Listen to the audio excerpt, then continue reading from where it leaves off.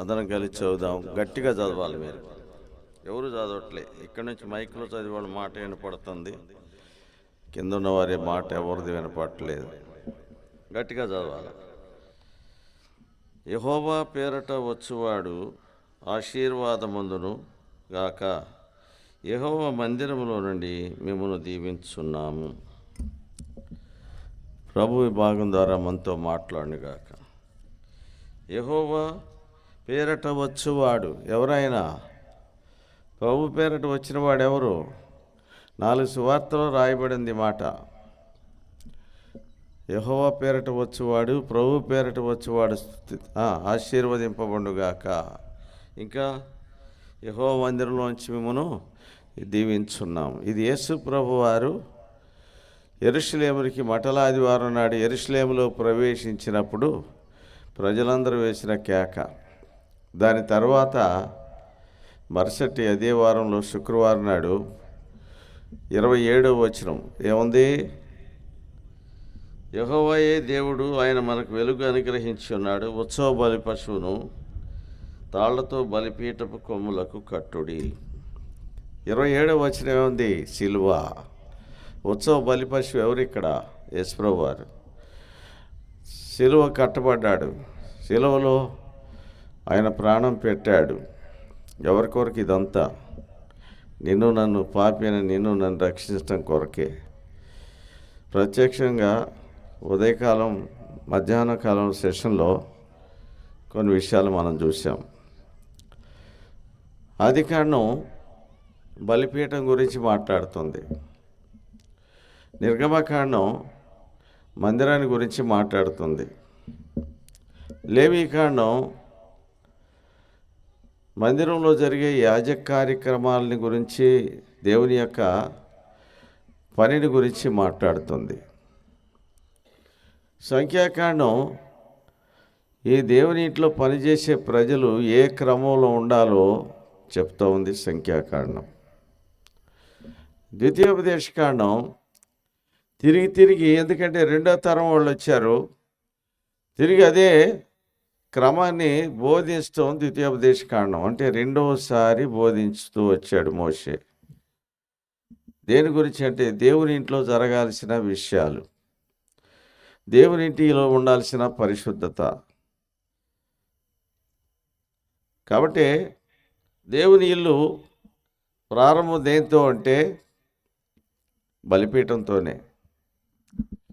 కొత్త నిబంధన ఆరంభం దేంతోనంటే సిలువతోనే.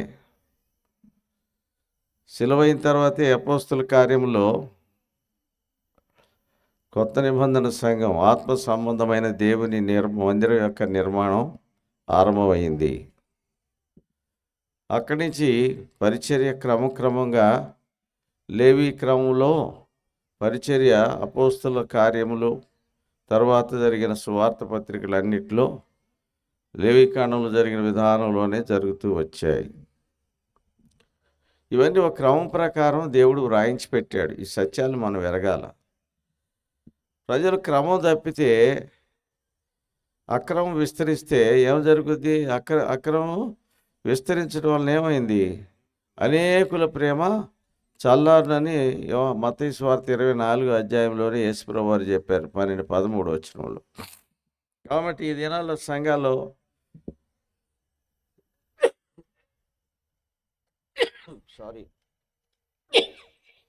అక్రమం విస్తరించింది. వారు తమ అక్రమ విషయంలో నరమాత్రులై ఉన్నారని ఆదికాండం 6వ అధ్యాయంలో తండ్రి అయిన దేవుడు హృదయంలో నొచ్చుకున్నారు. ఇప్పుడు మనం ఆదికాండం గురించే ధ్యానిస్తున్నాం. అబ్రహాం జీవితం గురించి ధ్యానించాం. అబ్రహాం జీవితంలో 4 బలిపీఠాలు కట్టాడు. మొదటి బలిపీఠం 12వ అధ్యాయం 7వ వచనంలో షెకెంలో కట్టాడు. మొదటి బలిపీఠం ద్వారా అబ్రహాం యొక్క అనుభవం ఏంటి? దేవుని ఆశ్రయించడం నేర్చుకున్నాడు. తర్వాత 2వ బలిపీఠం కట్టాడు. 12వ అధ్యాయం 8వ వచనంలో బేతేలుకు హాయికి మధ్య తన గుడారం వేసి అక్కడ యెహోవా నామమున ప్రార్థన చేశాను. ప్రార్థనా బలిపీఠం. 3వ బలిపీఠం 13వ అధ్యాయం ఆదికాండంలో 18వ వచనంలో మమ్రే దగ్గర ఉన్న సింధూర వృక్షవనములో చేరి అక్కడ యెహోవాకు బలిపీఠం కట్టాడు. అది హెబ్రోను. హెబ్రోన్లో 3వ బలిపీఠం కట్టాడు. 25 సంవత్సరాలు హెబ్రోన్లో ఉన్నాడు అబ్రహాం. ఆ హెబ్రోను అంటే సహవాసం.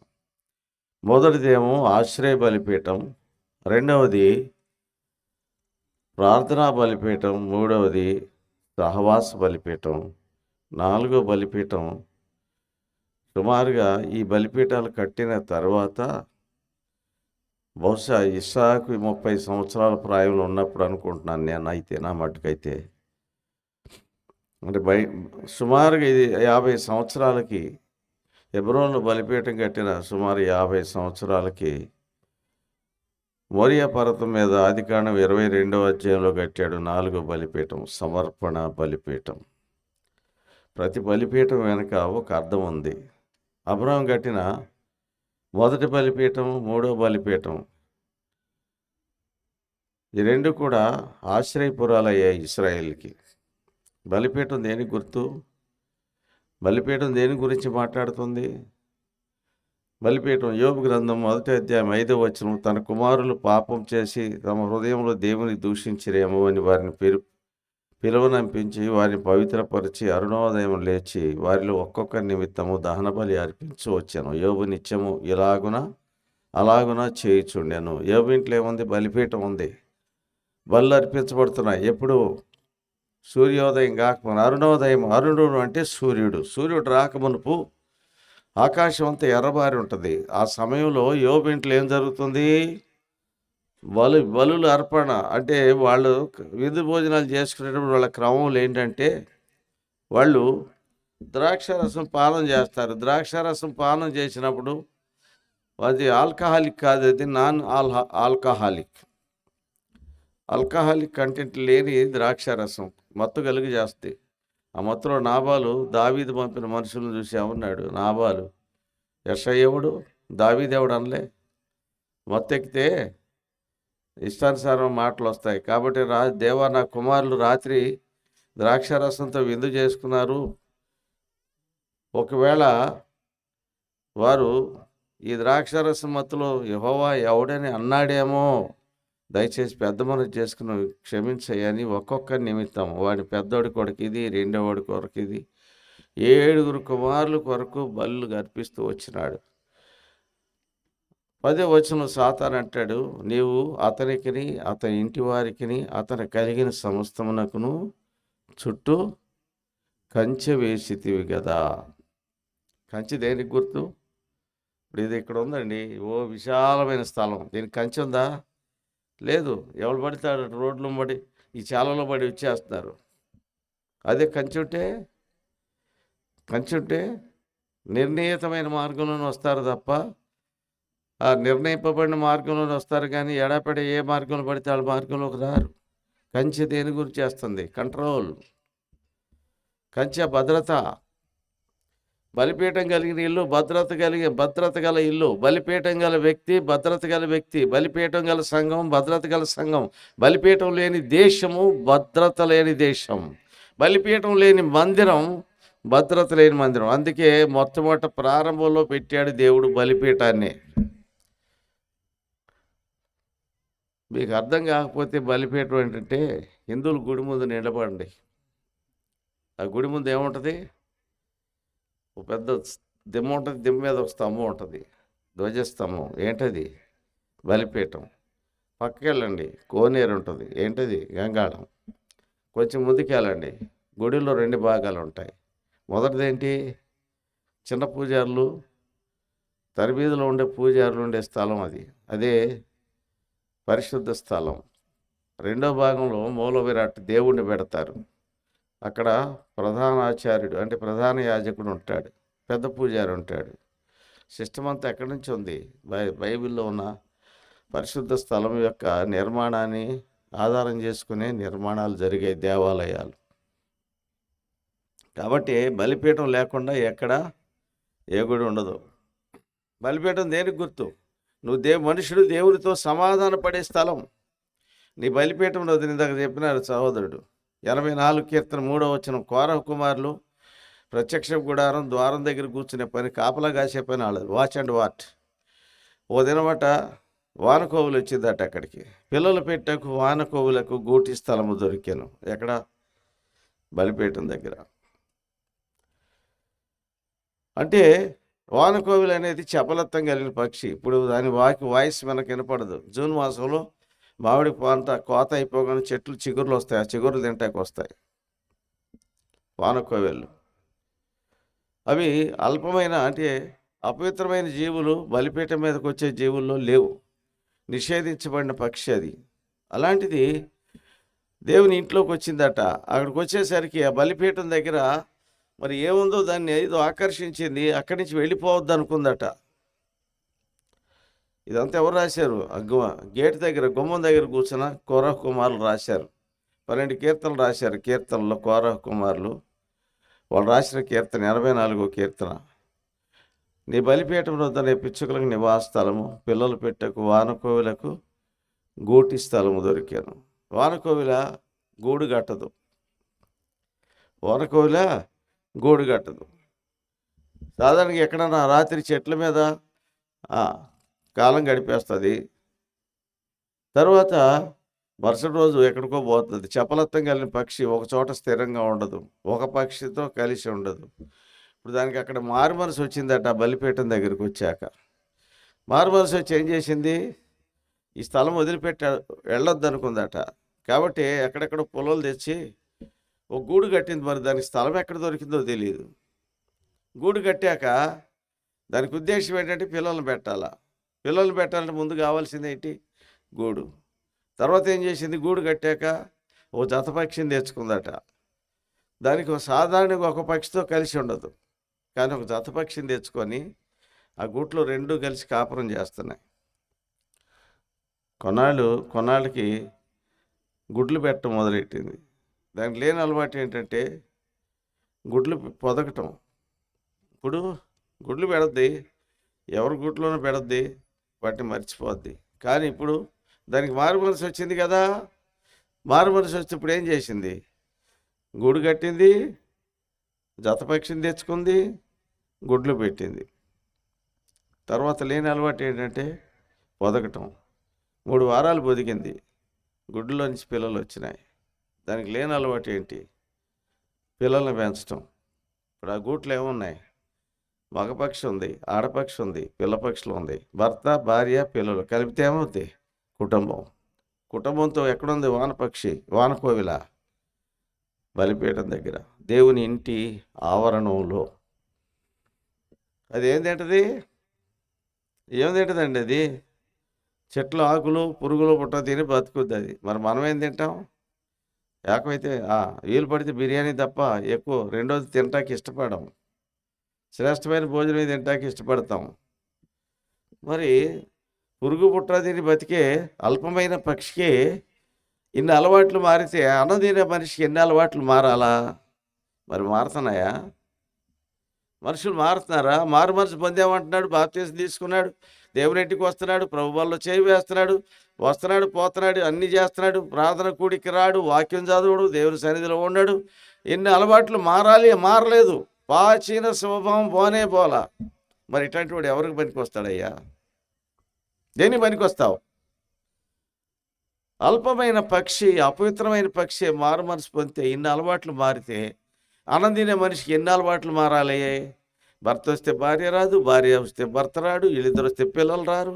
మరి కుటుంబం ఎప్పుడు దేవుని ఇంట్లో వచ్చేది, ఆశీర్వాదం పొందేది? నువ్వు దేవుని ఇంటికి వస్తేనే కదా నీకు ఆశీర్వాదం వచ్చేది. దేవుని ఇంట్లోకి రాకుండా నీకు ఆశీర్వాదం ఎట్లా? ప్రియమైన వాళ్ళారా, నువ్వు ఆశీర్వదించబడాలంటే దేవుని ఇంటికి రావాలా? నువ్వు దేవుని ఇంట్లోనే ఎదగాల, దేవుని ఇంట్లో అంటకట్టబడాలా. అందుకే దేవుని ఇంట్లో అంటకట్టబడాలంటే ముందు నువ్వు రావాల్సింది సిలువే. అందుకే ఆది కాండంలో దేవుడు ఇంట్రడ్యూస్ చేసింది సిలువనే, బలిపీఠాన్నే. బలిపీఠం లేకుండా బైబిలే లేదండి. సిలువ లేకుండా సువార్త లేదు, సిలువ లేకుండా పాపికి రక్షణే లేదు. కాబట్టి పాపి అయిన మనుషుని రక్షించడానికి దేవుడు సిలువను ఏర్పాటు చేశాడు. అదేవిధంగా పాత నిబంధనలో ఇశ్రాయేల్ అనే జాతిని కాపాడటానికి వారికి ముందుగా నిబంధనలు ఏర్పాటు చేసి వారికి బలిపీఠం పెట్టి ఆ బలిపీఠం దగ్గర వాళ్ళ బ్రతుకులు సరి చేసుకోవడానికి బలిపీఠం ఏర్పాటు చేశాడు. బలిపీఠం దేనికి గుర్తు? భద్రతకు గుర్తు. యోబు ఇంట్లో ఏముంది? చుట్టూ కంచె ఉంది, భద్రత. బలిపీఠం దేనికి గుర్తు? రక్షణ గుర్తు. బలిపీఠం దేనికి గుర్తు? కాపుదల. బలిపీఠం దేనికి గుర్తు? సెక్యూరిటీ అండి. ఇవి లేకుండా ఏ మనిషి కూడా, ఇప్పుడు మనం ఇల్లు కట్టుకుంటాం, కాంపౌండ్ వాళ్ళు కట్టుకోకుండా ఇల్లు కడతారా? ఇల్లు కట్టి లక్షలు పోసి ఇల్లు కట్టి 2 లక్షలు పెట్టి కాంపౌండ్ వాళ్ళు కట్టుకోకుండా అలా వదిలిపెడితే గాడిదలు వస్తాయి, ఎట్టగాడిదలు వస్తాయి. కాబట్టి కాంపౌండ్ వాళ్ళు ఉండాలా. అలాగే నీ బ్రతుకు కూడా భద్రత ఉండాలంటే నీకు కూడా కాంపౌండ్ వాళ్ళు ఉండాలా. అదే ఆత్మ సంబంధమైన కాంపౌండ్ వాళ్ళు. ఎప్పుడు వస్తుందంటే నువ్వు మారు మనసు పొందితే వస్తుంది, అది లేకుంటే రాదు. అబ్రహాం జీవితంలో మొట్టమొదటి ఆయన అలవాటు చేసుకున్నాడు ఏంటంటే బలిపీఠాలు కట్టడం నేర్చుకున్నాడు. మొదటి 2 బలిపీఠాలు. మొదటి బలిపీఠం ఏంటి? ఆశ్రయ బలిపీఠం. హెబ్రోన్లో ఇంకో బలిపీఠం కట్టాడు. ఈ 2 ఆశ్రయపురాలు అయినాయి. బేతేల్లో బలిపీఠం కట్టాడు. యాకోబుకి 163 సంవత్సరాల తర్వాత అదే బలిపీఠం దగ్గర దేవుడు యాకోబును దర్శించాడు. ఆదికాండం 28వ అధ్యాయంలో యాకోబు దర్శించినప్పుడు యాకోబు అన్నాడు, నిత్యముగా యెహోవా ఈ స్థలం అందు ఉన్నాడు, అది నాకు తెలియకపోయాను. ఆదికాండం 28వ అధ్యాయం 16వ వచనం. ఈ స్థలం ఎంతో భయంకరము, ఇది దేవుని మందిరమే కానీ వేరొకటి కాదు. యాకోబుకి దేవుని ఇంటిని గూర్చిన ప్రత్యక్షత బయలుపరిచాడు దేవుడు. దేవుని ఇంటిని గురించిన ప్రత్యక్షత అంటే ఒక నిచ్చెన భూమి మీద నిలబడి ఉన్నాను, దాని కొన ఆకాశం అంటేను. అక్కడ ఏముందండి? 11వ వచనంలో, ఆదికాండం 28వ అధ్యాయం 11వ వచనంలో, పొద్దుకుంకినందున ఒక చోట చేరి ఆ చోటి రాళ్ళలో ఒక రాయి తీసుకొని తలగడగా చేసుకొని పండుకొనాను. 12వ వచనంలో, అప్పుడు అతడు కలగనెను, ఒక నిచ్చెన భూమి మీద నిలబడి ఉండను, దాని కొన ఆకాశం అంటేను. దేవుని దూతలు దానికి పైగా ఎక్కుచూ దిగుచూ ఉండేది, యెహోవా దానికి పైగా నిలిచి. ఏం కనపడుతుంది యాకోబుకి? నిచ్చెన కింద యాకోబు పడుకున్నాడు. నిచ్చెన చివరినేమో దేవాదేవుడు ఉన్నాడు, కింద మోసగాడైన మనుషుడు ఉన్నాడు, పైన పరిశుద్ధుడైన దేవుడు ఉన్నాడు. పరిశుద్ధుడైన దేవుడిని మోసగాడు చేరాలంటే ఈ మోసగాడు పండుకున్న స్థలమే బలిపీఠం ఉంది. అక్కడ ఓ రాళ్ళ కుప్ప ఉంది. అబ్రహాం కట్టాడు. ఆదికాండం 12వ అధ్యాయం 8వ వచనంలో బలిపీఠం కట్టాడు బేతేల్లో. ఆ బలిపీఠం దగ్గరికి అబ్రహాం వచ్చాడు 163 సంవత్సరాల తర్వాత.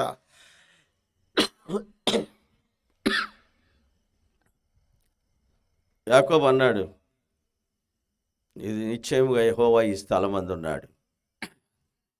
అంటే అక్కడ బలిపీఠం ఉంది, పైన దేవాదేవుడు ఉన్నాడు, మధ్యలో వీళ్ళిద్దరిని కలిపేది ఒక మార్గం ఉంది, అదే నిచ్చెన, అదే యేసు ప్రభువారు. పాపైన మనుషుడిని పరిశుద్ధులైన దేవునితో అనుసంధానం చేసే వ్యక్తి ఎవరంటే యేసు ప్రభువే.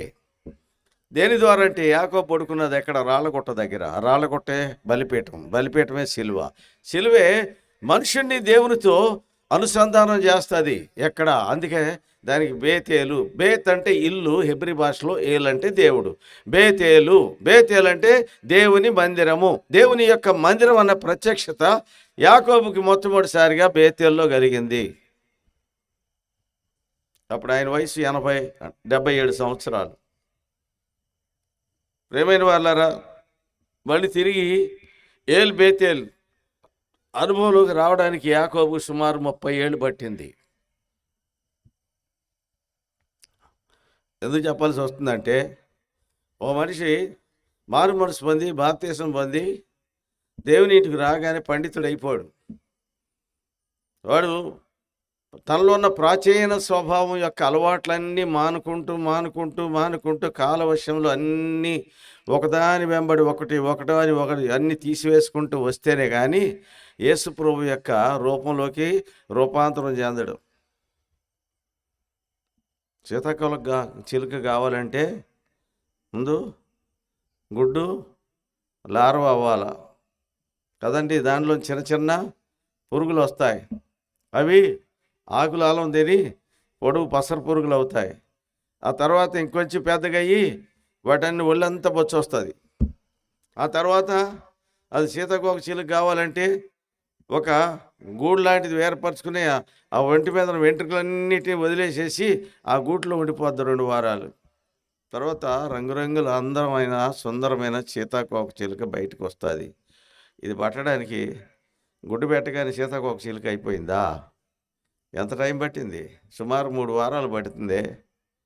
మరి పాపి అయిన మనుషుడు పరిశుద్ధుడు కావాలంటే వారి జీవితకాలం కూడా చాలదు.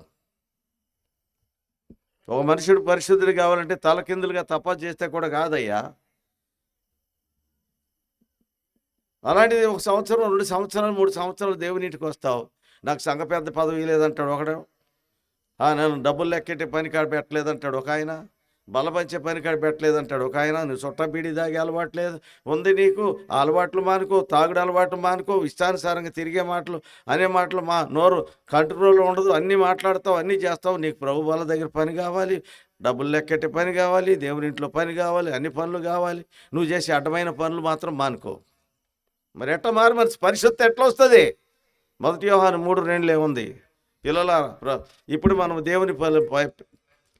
దేవుని పిల్లలమై ఉన్నాము. మనం ఏమవుతామో అది ఇంకా ప్రత్యక్షపరచబడలేదు. కానీ ఆయన ప్రత్యక్షమైనప్పుడు ఆయన ఉన్నట్టుగానే ఆయన చూతం కనుక ఆయనను పోలి ఉందమని ఎరుగుదము. నువ్వు ఆయన పోలికలోకి మార్చబడితేనే ఎత్తబడే గుంపులోకి వచ్చేది.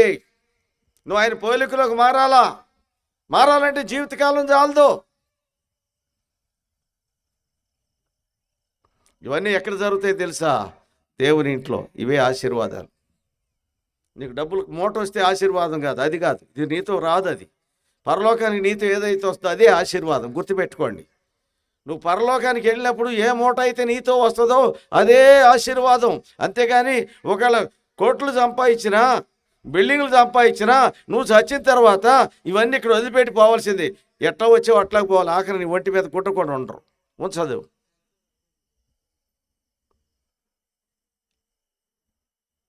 ఎందుకు? నువ్వు మంటి నుండి తీయబడితే కనుక మన్నైపోవాలా. దేవుని శాసనం నెరవేరాలా. కానీ ఈ మధ్యకాలంలో పాప బతుకు మానుకోవాలా. అబ్రాహాము జీవితంలో 4వ బలిపీఠం ఆఖరి కుమారుని ఇచ్చి, కుమారుని అప్పగించి, బలిపశువుగా అప్పగించి, ఆ కుమారుని స్థానంలో లోక కళ్యాణం కొరకు వధించబడి దేవుని గొర్రెపిల్ల యేసు ప్రభువును చూశాడు. అదే మోరియా పర్వతం మీద. 2000 సంవత్సరాల తర్వాత అబ్రాహాము చూసిన ఆ దర్శనాన్ని దేవుడు నెరవేర్చాడు సిలువలో. అదే మోరియా పర్వతం. అదే మోరియా పర్వతం మీద అబ్రాహాము తర్వాత 1000 సంవత్సరాలకి దావీదు కుమారుడైన సొలొమోను దేవాలయం కట్టినట్టు 2వ దినవృత్తాంతం 3వ అధ్యాయము మొదటి వచనం. తరువాత సొలొమోను తన తండ్రి అయిన దావీదునకు ప్రత్యక్షమైన యెరూషలేము, అంటే అక్కడేముంది? మోరియా పర్వతం మీద యెరూషలేములో ఇశ్రాయేల్ దేవుడైన యెహోవాకు మందిరము కట్ట ఆరంభించాను. మోరియా పర్వతం, యెరూషలేము, అరవున కళ్ళము, ఈ పదాలన్నీ వాడాడు అక్కడ. ఎందుకు చెప్పాల్సి వస్తుందంటే అబ్రాహాము చూసిన దర్శనాన్ని దావీదు నెరవేర్చాడు, సిద్ధపరిచాడు. సొలొమోను దాన్ని నెరవేర్చాడు. అబ్రాహాము చూసిన దర్శనంలో 2వ భాగాన్ని, ఆత్మీయ భాగాన్ని యేసు ప్రభు వారి ద్వారా దేవుడు తన కుమారుడైన యేసు ప్రభు వారిని సిలువలో అప్పగించడం ద్వారా నెరవేర్చాడు. ఇది 4వ బలిపీఠం యొక్క అనుభవం. 4 బలిపీఠాలు కట్టాడు అబ్రాహాము. మిత్రులారా, బలిపీఠం అంటే ఆషామాషి కాదు. బలిపీఠం దేవుడితో మనుషుడు దర్శించే స్థలం. దేవుడు మనుషులతో మనుషుడు దేవునితో సమాధాన పడే స్థలం. రోమపత్రిక 5వ అధ్యాయం 9వ వచనం. ఆయన రక్తము ద్వారా మనం దేవునితో సమాధానపరచబడిన వారమై నీతిమంతులంగా తీర్చబడి దేవునితో సమాధానపరచబడి మరింత నిశ్చయముగా ఉగ్రత నుండి తప్పించబడుచున్నాం. 9-10 వచనాలు. ఉగ్రత ఉంది. ఎందుకు? నీలో పాపం ఉంది కనుక. పాపం బాగపోతే దేవుని కోపం నీ మీద పడుతుంది. కాబట్టి నువ్వు దేవునితో సమాధాన పడాల్సిందే. దేవునితో సమాధాన పడకుండా నువ్వు దేవునితో సమాధాన పడకపోతే మాడి మసి అవుతావు. ఇది శాపం కాదు, బైబిల్ చెప్తున్న సత్యం. కాబట్టి బలిపీఠం, ఆ బలిపీఠం తర్వాతనే నిర్గమకాండంలో మందిరాన్ని వెలుగులోకి తెచ్చాడు దేవుడు. ఆ మందిరంలో జరగాల్సిన పనులు ఎట్లా ఉన్నాయో ఒక మాట చూద్దామా? ఆదికాండం, నిర్గమకాండం 39వ అధ్యాయం ఆఖరు 2 వచనాలు. 39 నిర్గమకాండం 39వ అధ్యాయం ఆఖరు 2 వచనాలు.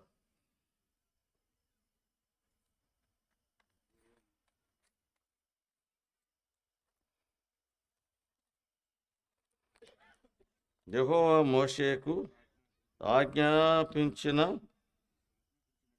ఇశ్రాయేలు ఆ పని అంతయు చేసిరి. ఈ మాట ఈ 39వ అధ్యాయంలో 11 సార్లు ఉంది. ఏమని? యెహోవా మోషేకు ఆజ్ఞాపించినట్లు. మోషే ఇశ్రాయేలుకి చెప్పాడట, ఇశ్రాయేలు ఆ పని అంతా చేసిరట. మోషే ఆ పని అంతా చూచినప్పుడు యెహోవా అతనికి ఆజ్ఞాపించిన ప్రకారమే వారు దాన్ని చేసి ఉండిరు గనక మోషే వారిని దీవించాను. ఎవరికి దీవెన వచ్చింది?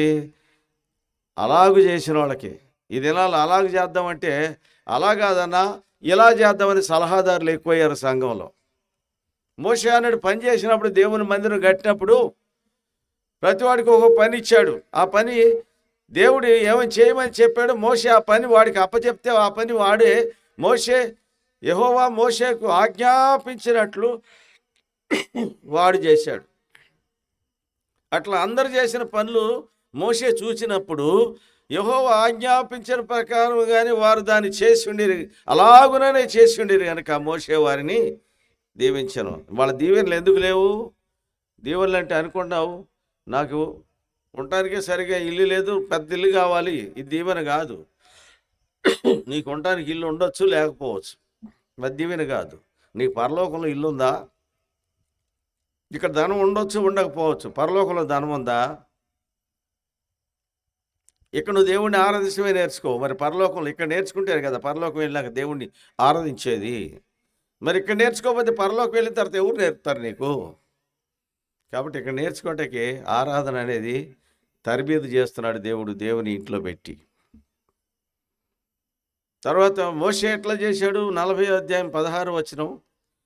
మోషే ఎలా చేశాడు? దయతో గమనించండి.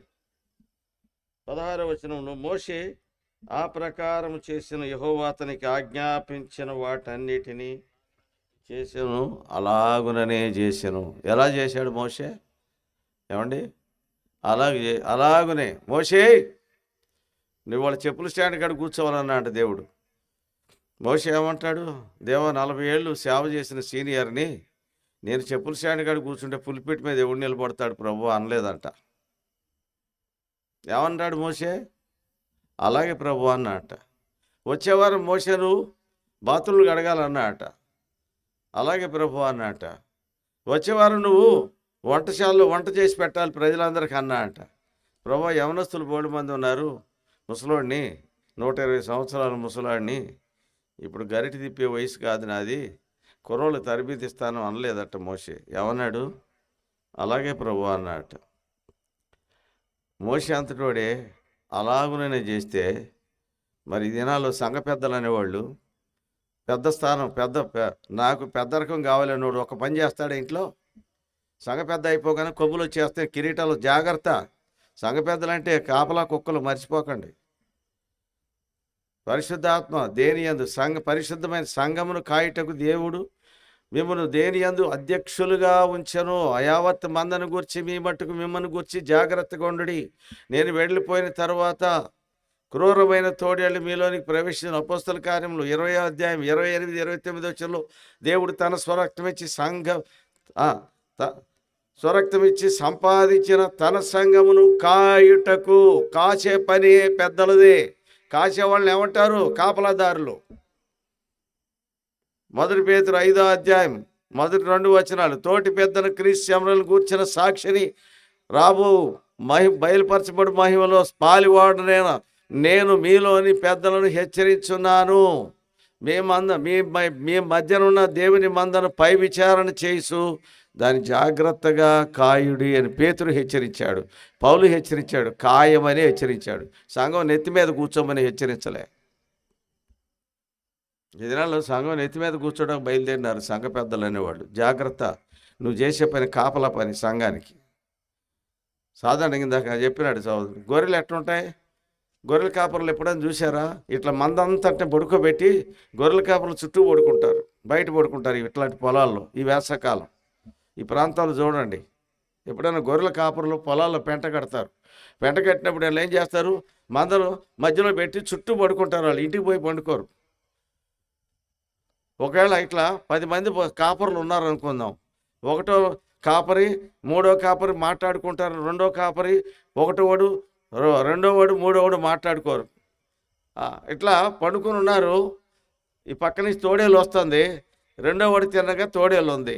వీళ్ళు మందక్షేమం ఆలోచించేవాళ్ళు అయితే వీడేం చేయాలా? ఒకటోడు చూస్తున్నాడు, మూడో వాడు చూస్తున్నాడు ఎవరిని? తోడేళ్ళని. రెండో వాడిని ఏం చేయాలి? హుషారు చేయాలా? అరే అన్నా, కోపతాపాలు ఉంటే తర్వాత చూసుకో. మందక్షేమం విచారించేవాడు అయితే ఏం చేయాలా? అరే తోడేలు వస్తుందన్నా, నిద్రపోతున్నావా, ఊరికే ఉన్నావా అని చెప్పేసి లేపాలా, లేకపోతే వాడి దగ్గర నుంచి యువతలకు రావాలా? అది మందక్షేమం విచారించేవాడి పని. అది ఈ దినాలు అది లేదు. రేపు పొద్దున ప్రధాన కాపరి వస్తాడు, ఆడు తాట తీస్తాడు, ఆడు ఆ పదవిలోని తీసి పారేస్తాడు, ఆడు అక్కడ ఉండకూడదు. ఈ లెక్కలు ఉన్నాయి మనకి. ఇది కాదు కావాల్సింది. సంఘం క్షేమంగా ఉండాలంటే మందక్షేమాన్ని విచారించే వారికి ఉండాల్సిన బాధ్యత చాలా గురుతరమైంది, చాలా బాధ్యతతో కూడింది. కాబట్టి ప్రియుడా, స్నేహితుడా, యాకోబు సుమారు 20 ఏళ్ళు లాభాన్ని మందను కాశాడు. 4 భార్యలు ఉన్నారు, కానీ ఏనాడు పోయి భార్యల దగ్గర కూర్చున్నాడు కాదు. పగటి ఎండకు రాత్రి మంచుకు నా తల తడిసి క్షీణించిపోతుంది, నేను ఇలాగుంటిని అన్నాడు యాకోబు. అంటే అర్థం ఏంటి? మందతోనే పడుకున్నాడు ఆయన. పోయి ఇంటికాడ పండుకోలే, మందను గాలికి వదిలేసి. కాబట్టి మందనం ఏజ్కేల్ అంటాడు, మందను విడిచిపెట్టి తిరుగు పనికిమాలిన కాపరికి నేను విరోధిని అన్నాడు.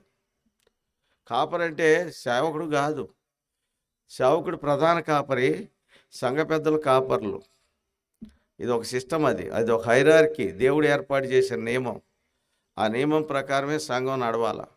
అంతేగాని నీకు నప్పకపోతే వీడిని తీసి పారేస్తే నేను సంఘానికి వస్తాను, లేకుంటే నేను సంఘానికే రాని హెబ్రోన్కి వచ్చి ఫిర్యాదులు చేయడానికి కాదు. సంఘం హెబ్రోన్ ఉన్నది.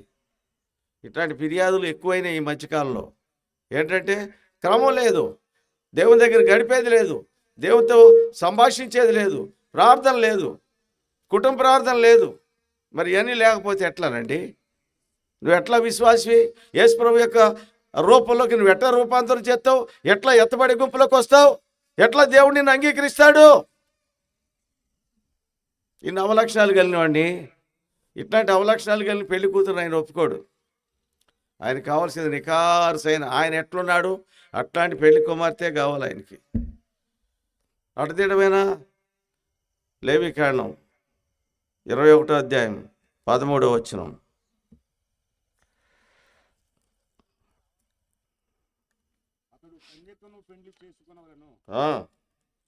ఎట్లాంటి దాన్ని పెళ్లి చేసుకోవాలా?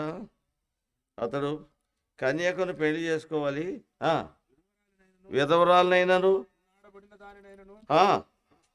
భ్రష్టురాలనైనను, జార స్త్రీలను అటివారిని పెళ్లి చేసుకొనక తన ప్రజల్లోని కన్యకనే గుడ్డిదాని, గురిదాని, ఎడ్డిదాని, మడ్డిదాని చేసుకోడు ఆయన. ఎడి లక్షణాలు, మడ్డి లక్షణాలు ఉన్నవాడిని దగ్గర రానియడు ఆయన. ఆయనకు కావాల్సింది పవిత్రాలనే కన్యక. ఆ కన్యకే సంఘం. ఆ సంఘం అంటే నువ్వు నేనే. ఒక్కడ అవలక్షణాలు కలిగిన ఉంటే సంఘాన్ని మొత్తానికి భ్రష్టు పడుద్ది. ఒక ఆకారం తప్పు చేస్తే యెహోషువ 7వ అధ్యాయంలో 1వ వచనంలో ఇశ్రాయేలు తిరుగుబాటు చేసిరి అన్నాడు. 10వ వచనంలో ఇశ్రాయేలు పాపం చేసిరి అన్నాడు. అంటే సంఘాన్ని భ్రష్టు పట్టించాలంటే ఒక్కడు చాలు, 10 మంది అక్కర్లా.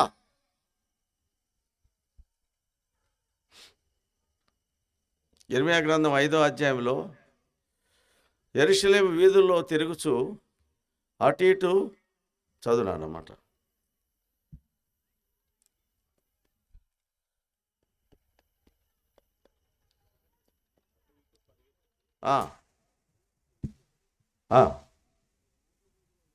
విచారణ చేయడి, న్యాయము జరిగించు, నమ్మకము గుండా యత్నించుటకు ప్రయత్నించున్న ఒకడు మీకు కనబడిన ఎళ్ళదైన దాన్ని క్షమించదును. అందరు ఎట్టున్నారట? కట్లు తెంచుకొని కాడి విరిచిన వారిగా ఉన్నారట. అట్టి జనము నేను క్షమిస్తానా అన్నాడు దేవుడు. ఆయనకు కావాల్సింది నమ్మకం ఉండేవాడు ఒక్కడు చాలు సంఘాన్ని బాగు చేయాలంటే. మరి నమ్మకం ఉండేవాడు లేకపోతే దేవుడు ఎట్లా పని చేస్తాడు? అందుకే సంఘంలో బలిపీఠం ఏం చేస్తుంది? క్రమపరుస్తుంది. బలిపీఠం ఏం చేస్తుంది?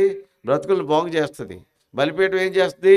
నిన్ను కాపాడద్ది, నీ చుట్టూ కంచి వేస్తుంది బలిపీఠం.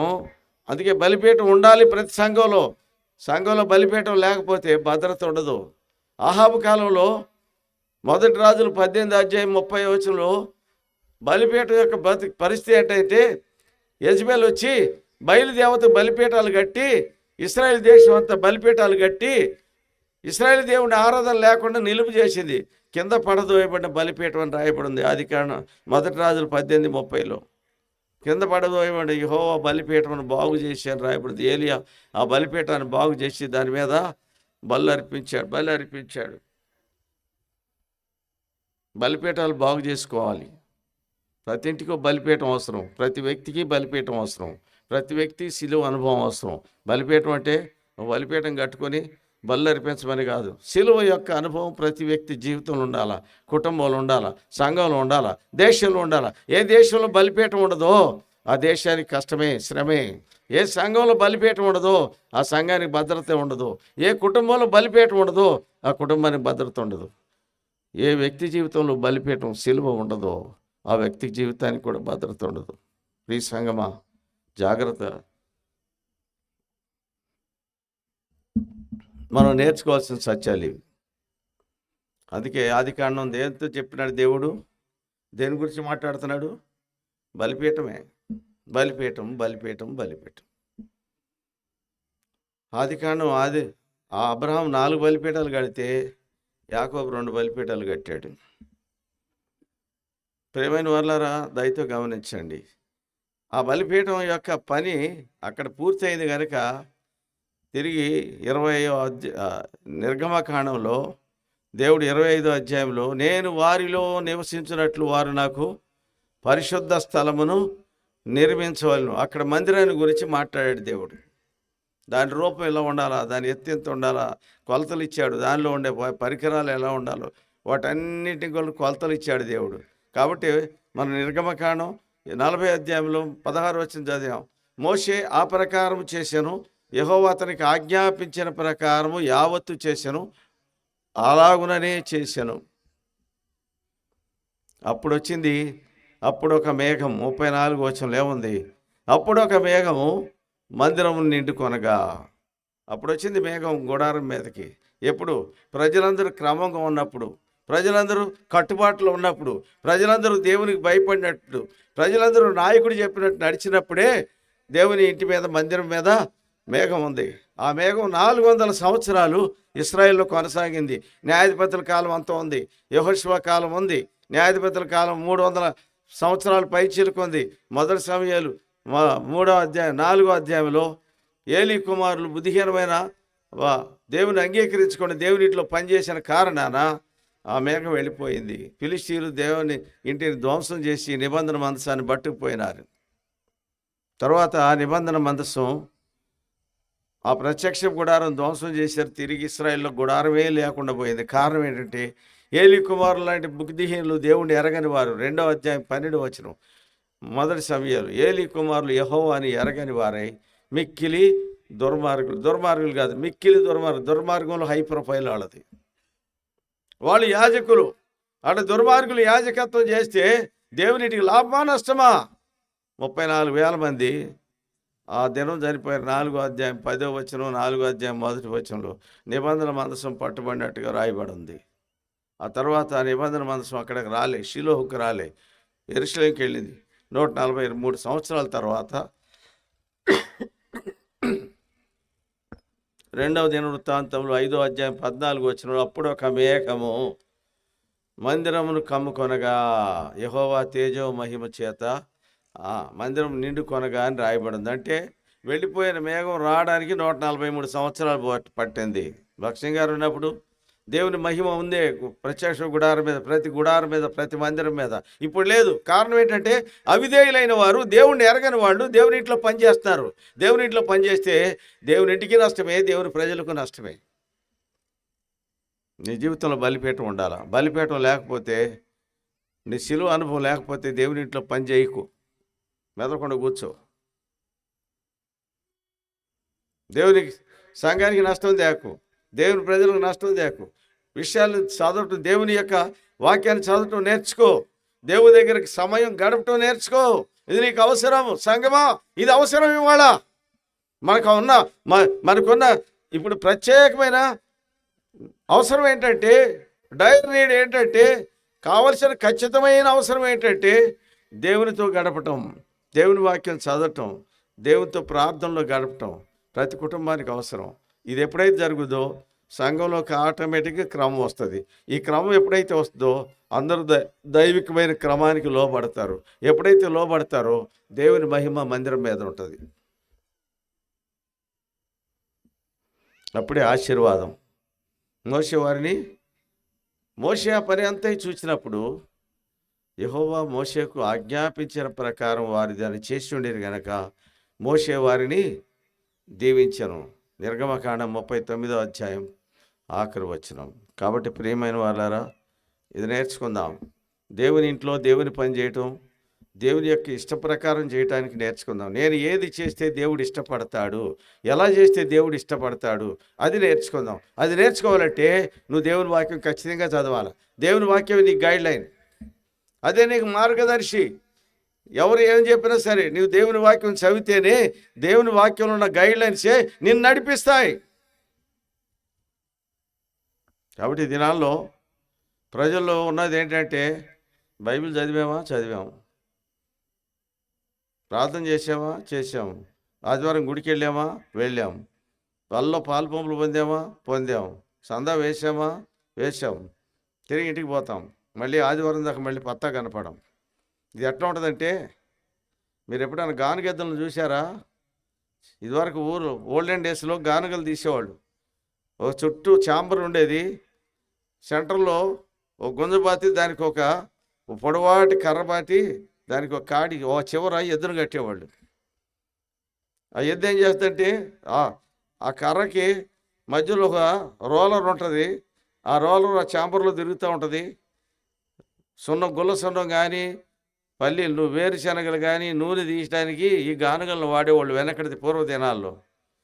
ఆ ఎద్దుకే లోకం అంతా గానుగ చుట్టూనే లోకం. దానికి పోయే దారిలో ఇంత గడ్డేస్తే నోటికి ఇంత గడ్డి అందుకుండా తింటా పోతూ ఉంటుంది. ఆ తర్వాత ఎక్కడ బకెట్ నీళ్ళు పెడతారు, దాహం వేస్తే కాస్త నీళ్ళు తాగుద్ది, మళ్ళీ తిరుగుతూ ఉంటుంది. అట్లా గానుగెద్దు లైఫ్ అయిపోయింది వాళ్ళ విశ్వాసుల జీవితం. సంఘానికి వస్తారు, పోతారు, ఆదివారం గుడికి వస్తారు, పాటలు పాడతారు, ఆరాధన చేస్తారు, బల్లో పాలు పంపులు పొందుతారు, ఆ తర్వాత సందా వేస్తారు, పోతారు, అయిపోయింది. ఈరోజుకి ఆదివారం అయిపోయింది, నేను పరిశుద్ధుని, నేను రెగ్యులర్గా వస్తున్నాను, ఇదే అటెండెన్స్ కోసం వస్తున్నాను. కానీ దేవుడితో నా సంబంధం ఎట్లా ఉంది అన్న ఆలోచన ఏ వ్యక్తికి రావట్లేదు ఈ దినాల్లో. ఏ వ్యక్తిలో కూడా దేవుడితో నాకు ఎలాంటి సహవాసంలో ఉన్నాను, ఎలాంటి సంబంధంలో ఉన్నాను ఆలోచన, ఈ మైండ్ సెట్ మారలేదు. మనుషులకు విశ్వాసాలారా జాగ్రత్త, ఇది ప్రమాదకరమైంది.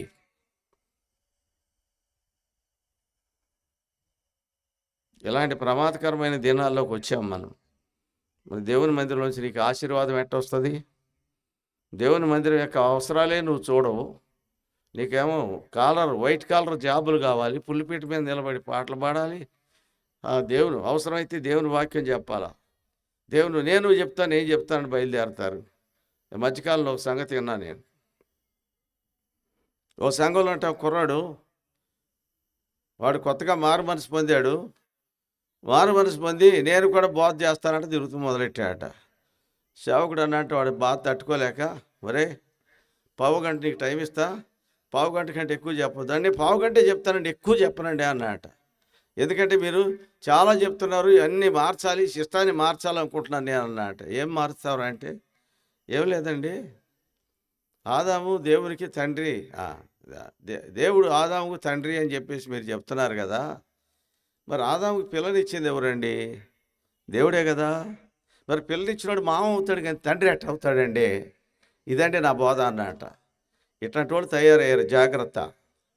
వితండవాదం చేసేటోళ్ళు సంఘాలు పనికిరారు. దేవుని వాక్యం చదివేవాళ్ళు దాన్ని అర్థం చేసుకొని, కూలంకషంగా అర్థం చేసుకొని, దేవుని వాక్యం ఏం చెప్తుంది, దేవుని వాక్యంలో ఉన్న విషయాలు ఏంటి నేర్చుకోవాలి. నేర్చుకోవాలా, మనం వంట పట్టించుకోవాలా. అబ్రహాము కట్టిన బలిపీఠం ఆయన మనవడికి పనికొచ్చిందండి 160 సంవత్సరాల తర్వాత. ఇవాళ నువ్వు ఆత్మీయ జీవితంలో నువ్వు ఆరంభించావు. రేపు పొద్దున నీ ఆరంభ జీవితం తర్వాత రేపు పొద్దున నీ పిల్లలకి ఇవ్వడానికి నీ దగ్గర ఏమైనా ఉంటుందా అంటే ఏముంటుందో. నువ్వే నేర్చుకోవాలి. నీ పిల్లలకి ఏమి ఇస్తావు? ఇస్సాకుని అడిగాడు ఏశావు, నాయనా నీ దగ్గర ఏముందా, నాకు ఒక ఆశీర్వాదం ఇవ్వా అని యాకోబుకి ఇచ్చావు, నాకు కూడా ఒక ఆశీర్వాదం ఏంటి? అరే నేనేమి ఇస్తాను రా, అదిగో చవిటి పర్ర ఉంది, ఆ పర్ర ఎలుకోరా. నా దగ్గర ఒక కత్తి ఉంది, ఈ కత్తి తీసుకో, ఈ కత్తి తీసుకుని కత్తితో బతకరా అన్నట. అంటే అర్థం, నీ కత్తితో నువ్వు బ్రతుకుదువు, నీ పొలం మీద ఆకాశం మంచు పడదు, వర్షం పడదు, ఆ ఎండిపోయిన పర్రే నీ ఆశీర్వాదం. అది ఒక్కటే నా దగ్గర మిగిలిందంట. రేపు పొద్దున నీ పిల్లలు నీ దగ్గరకు వచ్చి, నాయనా నువ్వు అద్భుతమైన భక్సింగ్ గారి సంఘంలో నువ్వు సంఘ పెద్దగా పనిచేసేవే, మాకేమైనా నేర్పుతావా అంటే ఏమి నేర్పనురా, వాడికి వీడికి పితలాటకం పెట్టడం, వాడికి వీడికి ముడేయటం నేను నేర్చుకున్నాను, సంఘంలో నెమ్మది లేకుండా చేశాను, అది నేర్పనా అని చెప్తావు రేపు పొద్దున నీ పిల్లలకే. ఇది కాదు కావాల్సింది. దేవుడు దైవజనుడు భక్సింగ్ గారి ద్వారా అద్భుతమైన ద్రాక్షవనాల్ని, సంఘాలను మనకిచ్చాడు. ఈ ద్రాక్షవనాల్లో ఉన్న సారాన్ని నువ్వు తీసుకున్నావు, తాగావు, అనుభవించావు. మరి నీ పిల్లలకి ఎండిపోయిన ఎడారులు చేయబడిన ద్రాక్ష తోటలు ఇస్తావా, సంఘాలను ఇస్తావా? వాళ్ళ సంఘాలు ఏముందయ్యా? ఏమీ లేదు. దేవుని భయం లేదు, సంఘంలో నెమ్మది లేదు, సమాధానం లేదు, భయం లేదు, భక్తి లేదు, విశ్వాసుల్లో కట్టుబాట్లు లేవు. యేసుప్రభు యెరూషలేముకి వస్తూ మట్లా ద్వారా నాడు, ఎదుట గ్రామానికి వెళ్ళుడి, ప్రవేశింపగానే కట్టబడి ఉన్న గాడిద పిల్లక మీకు కనబడిన వాటిని విప్పి తోలుకురండి అన్నాడు. ఎవడైనా ఎందుకు ఇప్పుతున్నారంటే అది ప్రభువుకి కావాలి. ఏది ప్రభువుకి కావాలి? గాడిదే. ఏ గాడిద అది? కట్టబడిన గాడిద, కట్టుబాటులో ఉన్న గాడిద. అడ్డగాడిదలు కాదు ఆయన కావాల్సింది. కట్టు తప్పిన గాడిదలు ఆయనకు అక్కర్లే. తల్లి కట్టుబాటులో ఉంది కాబట్టి పిల్ల కూడా దాని పక్కనే ఉంది. నువ్వు కట్టుబాట్లు తప్పితే నీ పిల్లలు కట్టుబాట్లు ఉండమని ఎట్లా చేస్తావు, ఎట్లా నేర్పుతావు? కాబట్టి నువ్వు దేవునికి ఉపయోగపడాలంటే, రేపొద్దున నీ పిల్లలు దేవునికి ఉపయోగపడాలంటే నువ్వు దేవునికి ఉపయోగపడాలా, నువ్వు దేవునికి అందుబాటులోకి రావాలా. ఇది మనం నేర్చుకుందాం. ఇంకా రేపు విషయాలకు చాలా నేర్చుకోవాల్సింది. మీకు 3 రోజులు స్పెషల్ మీటింగ్స్ ఉన్నాయి. దైవజనుడు వస్తారు, ఆయన విషయాలను బోధిస్తారు. ఈ రాత్రికి మనం ఇక్కడ ఆగుదాం. 4 బలిపీఠాలు. ఒక్క విషయం మాత్రం మీకు చెప్పదలుచుకున్నా. లోతు బలిపీఠం నుంచి వెళ్ళిపోయినాడు, అబ్రాహాము నుంచి దూరమై వెళ్ళిపోయినాడు. ఏం పొందాడు? ఏం పొందలే. ఏం పొందాడండి? భార్యను బాగొట్టుకున్నాడు, కొడుకులిద్దరిని బాగొట్టుకున్నాడు, కూతురిని అల్లుడిని బాగొట్టుకున్నాడు, కాబోయే అల్లుళ్ళు ఇద్దరిని బాగొట్టుకున్నారు. అంటే కుటుంబంలో 10 మంది ఉంటే 7 పోయినారు, ముగ్గురు మిగిలినారు. రోజు పెళ్లి కావాల్సిన కూతురు ఇద్దరు. అక్రమ సంతానానికి తండ్రి అయినాడు. ఆ అక్రమ సంతానమే ఇవాళ జోర్డాన్ కంట్రీ, మోయాబీలు, అమ్మోనీలు వాళ్ళే ఇశ్రాయేలుకి తలనొప్పిగా ఉన్నారు. లోతు అనేవాడు బలిపీఠానికి విడిచిపెట్టి పోకుండా ఉంటే, బలిపీఠానికి దూరంగా పోకుండా ఉంటే, అబ్రాహామును విడిచిపెట్టకుండా ఉంటే కథ వేరుగా ఉండేది. ఒక ఐగుప్తురాలిని తెచ్చుకొని అనిరాల్ని పెళ్లి చేసుకొని అనిరాల్ని తన జీవితంలో తెచ్చుకోవడం ద్వారా ఎంతో నష్టం పొందాడు ఆ మనుషుడు. అక్రమ సంతానానికి తండ్రి అయినాడు. ఇది చాలదా మనకి అనుభవం? బలిపీఠంలోంచి దూరంగా పోవద్దు. బలిపీఠం ఉండాలా. బలిపీఠం కష్టాలు వస్తాయి. తన్నేవాడు ఉంటాడు, తొక్కేవాడు ఉంటాడు, అరిసేవాడు ఉంటాడు, కరిసేవాడు ఉంటాడు. వాళ్ళు ఏమున్నాయి? పెద్ద పుల్లు ఉన్నాయి, సింహాలు ఉన్నాయి, ఏనుగులు ఉన్నాయి, గాడిదలు ఉన్నాయి, రకరకాల జంతువులు ఉన్నాయి. అరిసే ఉన్నాయి, కరిసే ఉన్నాయి, తన్నే ఉన్నాయి, తొక్కే ఉన్నాయి. కానీ వాడు ఇడిచి పారిపోలే, బయటికి పోలే. పీడ స్నేహితుడా. అంతేగాని ఈ సంఘం మాకొద్దు, మేము ఒక 20 మంది ఉన్నాం, మా కోసం ఒక కొత్త సంఘం పెట్టుకుంటాం, మీరు వచ్చి కొబ్బరికాయ కొట్టడానికి హెబ్రోనుకి రాకండి. అర్థమవుతుందా? కాబట్టి నేర్చుకుందాం, బలిపీఠం యొక్క అనుభవం ఉందాం, దేవుని క్రమంలో నడుస్తాం. ప్రభు అట్లు మనం సిద్ధపరచును గాక. యెహోవా మందిరం నుండి మిమ్మును ఆశీర్వదించున్నాం. ప్రభు ఈ వాక్యాన్ని దీవించునుగాక.